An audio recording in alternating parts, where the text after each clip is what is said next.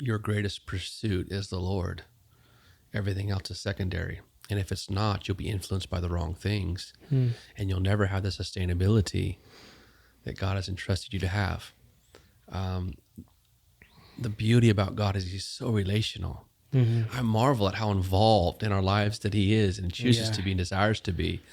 And then he says, yet if you just acknowledge me in all your ways, I'll get access to be involved in everything you want. So God is he's almost made a mandate, like you can't bypass me relationally. Yeah. We have to connect. And our connection with him is so vital. And so one thing that I would say amidst all of mistakes, failures, and shortcomings, one thing I would say that I have fought for maybe the most is my pursuit of him and keeping that relationship going. And I would say that has allowed me to endure so much. You know, an earthquake, the Richter scales, I mean, all of our lives are like yo-yos. Everybody had it. I mean, it is up and down. It is. Yeah.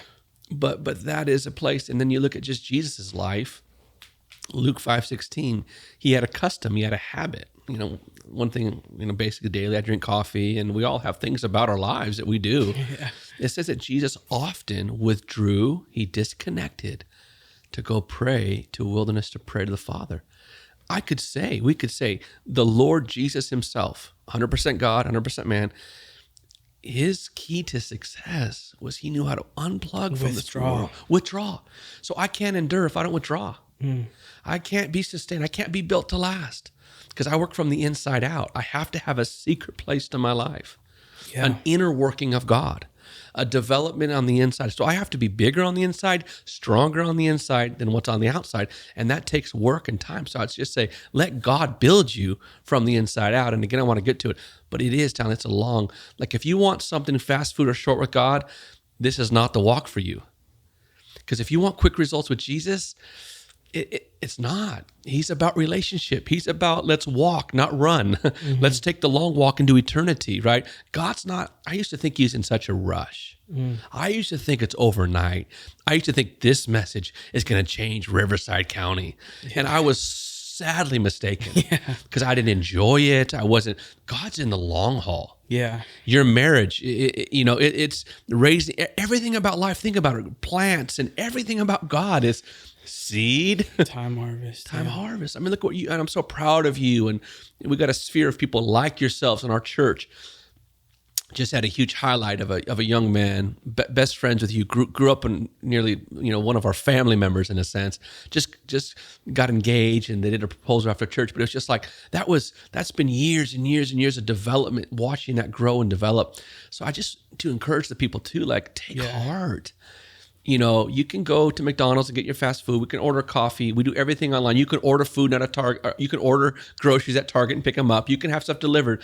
But with God, he's on his own pace, his own timetable, and just hang in there. Right. Don't get weary in it. Don't force it. Don't let God do what he's doing in us and through us, and knowing the timing, and try to enjoy that journey a little more and not rush it, flesh it out. And so I think that, man, I've always said for years, it's more about what's happening in me than around me. Yeah. And try not to measure your life with everything and everyone else around me. And then I'll pitch it to you. But one thing too, because I have had more what I would say on a lone journey, just to be honest. And I don't know if it's just my personality, if I'm more recluse. I don't know if I try to be friendly. I don't know. Yeah. I don't know if it's, it could be a mixture of all of those things, God's plan and all those things. But I could at times feel like, man, I'm missing out. And why is it taking longer with me than everybody else? And why am I on a different track? And why can't that can happen for them and not for me? And you have to settle that. It comes with the territory. But man, you just have to rest that God knows best. His timing is best. And if he's taking longer with you, it may be, let's just think of it in a positive way, to hit a target. It may be for more longevity. It may be that the timing's not right yet.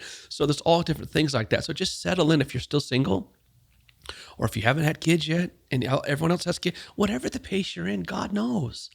And he's doing it for longevity in those ways. Right. So that's good. And I think it's important for people to realize that we have to fall in love with the process and not the outcome.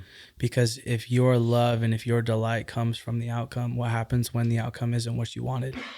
You instantly give up. So true.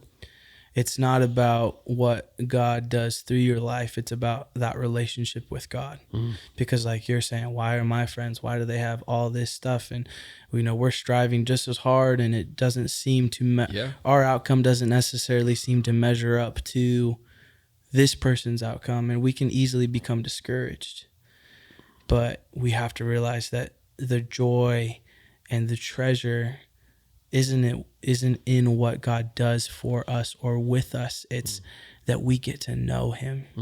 If you take all of the creatures, all everywhere from an insect to an eagle in the sky, it says that God created us in his image and that he created us to be able to have a relationship with him. And I was reading this in this book and I was like, wow, the miracle and the honor that we even get to know God in a personal way.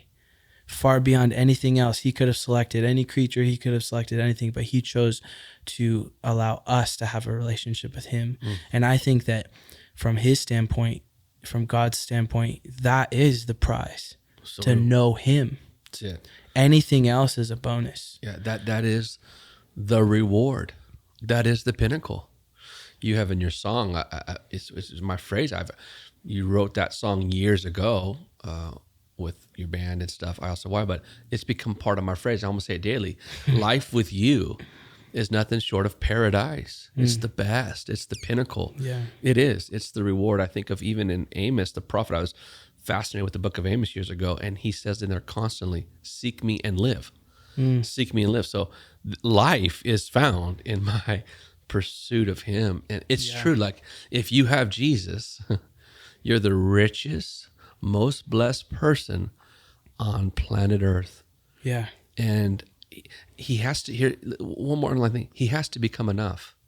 Yeah. Because if he's not enough, you will always be striving and searching, and you probably won't have longevity to you. Right. You'll fall for every fad, fashion, trend. You'll succumb to the enemy. Eve was deceived from the simplicity of Christ for something she thought she didn't have. God gave him everything, said, don't touch that one thing. And she conceived in her mind she was lacking something when she had everything. Yeah.